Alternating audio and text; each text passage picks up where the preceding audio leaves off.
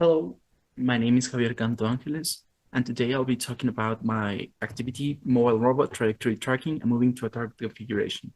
Well, now I'll talk about the introduction to this activity. In order for doing point 2 and point 3, you must download the Peter Cork's robotics toolbox. You just look on the internet, Peter Cork robotics toolbox, you download this file, and you go into the document section in your PC. You search for the MATLAB file, MATLAB folder, sorry, and then you just copy the paste. You just transfer those files there. But let's not get way ahead and let's talk about point number 1.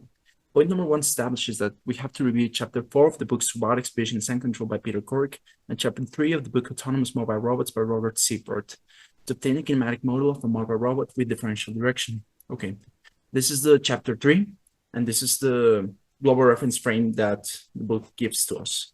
Well, now if we just, if we look in this image, you can see my reasoning. We know that in order to get a kinematic model, we have to get the velocity, the velocities equations. So by using the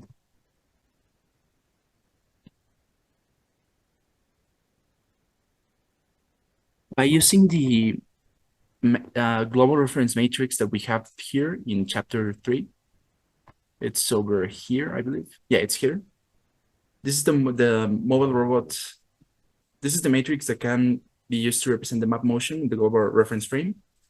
That it's x1 and y1, and the orientation of the robot, which is xr and yr. So we get that one, and we know that that is a matrix for showing a position, the position of the orientation of the robot within a plane. So what we can, now that we have that, we can apply the terms of velocities. We know that, just as I said, to get the kinematic model of a mobile robot, we need to have the velocities. So we have to get the velocity in x, velocity in y, and due to the fact that we have rotations and wheels, we have to get the angular velocity, the w. Well, in the same chapter 3, we get the elements of the differential drive robots that we can see here on the image. That is P. P is the central point in the robot. L is the distance from every wheel, the right wheel and the left wheel, to the center point. Well, that Greek symbol that is just angular velocity of every wheel, and R is the wheel diameter. So we know that angular velocity equals velocity divided by radius. So to solve for velocity, we just have to multiply angular velocity for radius. So here we can see I'm gonna do this image a little bit bigger. So well, you can see here my mathematical reasoning in order to obtain, the velocity of the right wheel and the velocity of the left wheel. We have, well, here we can see that I have two different values for what is the radius.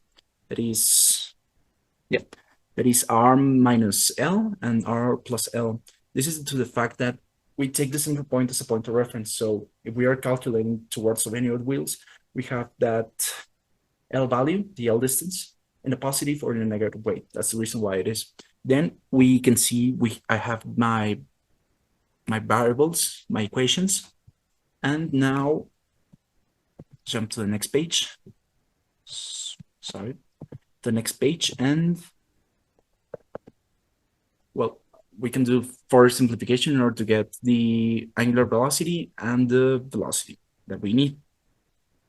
Then after getting those values, we can substitute those values in the equations that I mentioned previously, the velocity in x, y, and the angular velocity.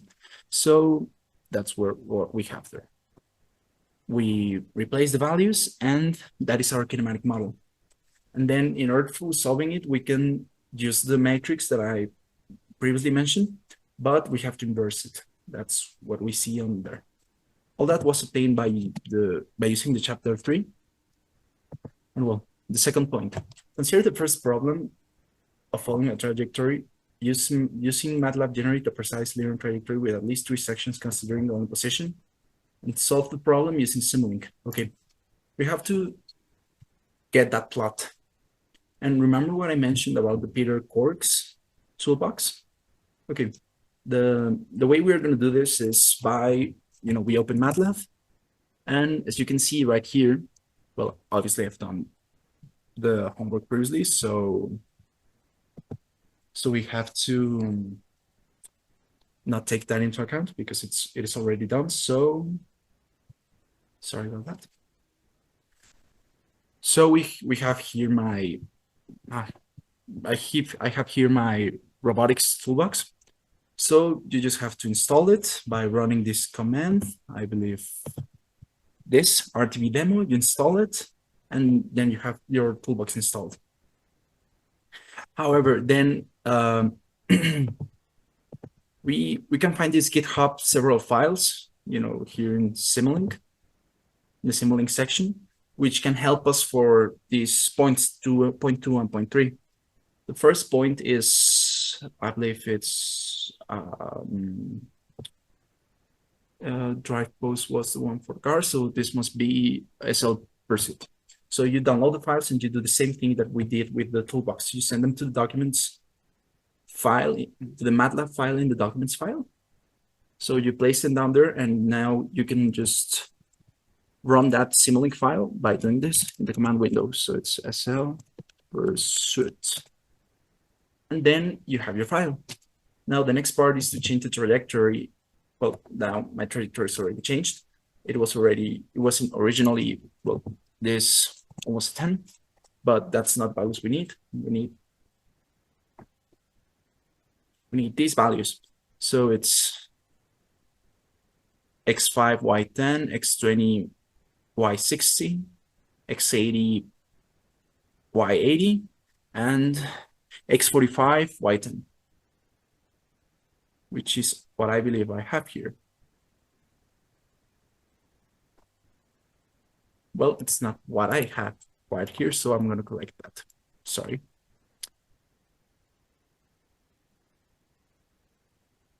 So let's see. X. Oh no, sorry. It is right. That's 20. Not y is the x-axis is in terms of 20, not 10. Sorry. So yeah, my calculations, my trajectory, my points are right. Sorry about that. So, well, you run the simulation by doing this. What was the command? Right here. So you just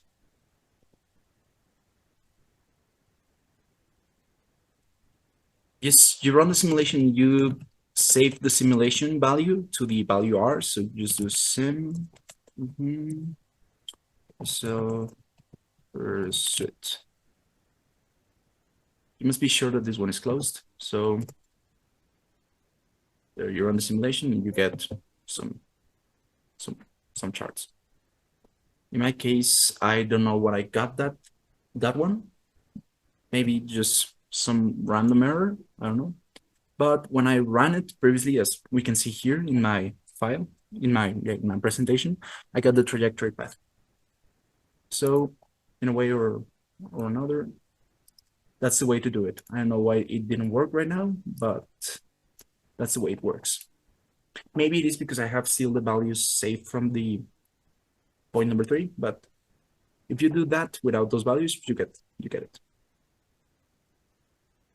Or you should do a clear all and start from 0. The values. Okay. Well, now here in my example, I got to the trajectory, right? As you can see. You might see, oh no, that's wrong, but no. Look at it's right. Now point number 3 is to consider the problem moving towards an objective or a goal position. To implement the solution to the problem, run simulation in MATLAB. Well, this is the same thing as point 2. You can use the library from the GitHub, and I believe this one is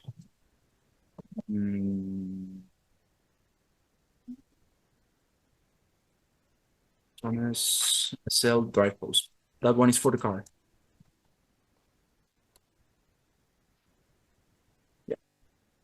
So we can see here that our desired position is defined by the variable xg, and our initial position is defined by the variable x0.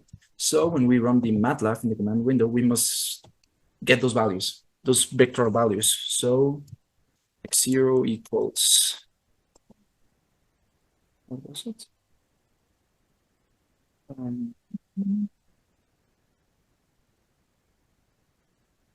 5, 3, and pi. So, well,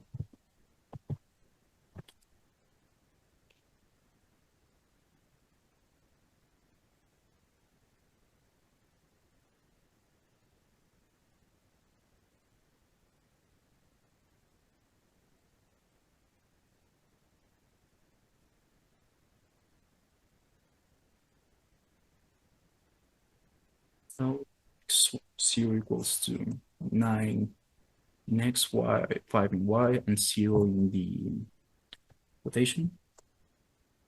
Xg equals 5 in the x, 3 in the y. Why is this? Because, well, you can see here that our initial point is, it's right here. So it needs to do this and end here. So it has to finish here. So we have, that's why we have those values. You can see we have no values here, so just gotta do some, invent some. Obviously that fulfills the necessity we have. And I believe it's pi over 2. And now we can do the same thing on the simulation. Cell that I post. So you can see that when we run it, we get these two values, alpha and beta. What I interpret is that alpha is the root that we have. So you can see that it begins in this point, it goes a little bit up, and it ends in the down position, just like in the exercise. And well, I think that's it. And that would be it. Thank you.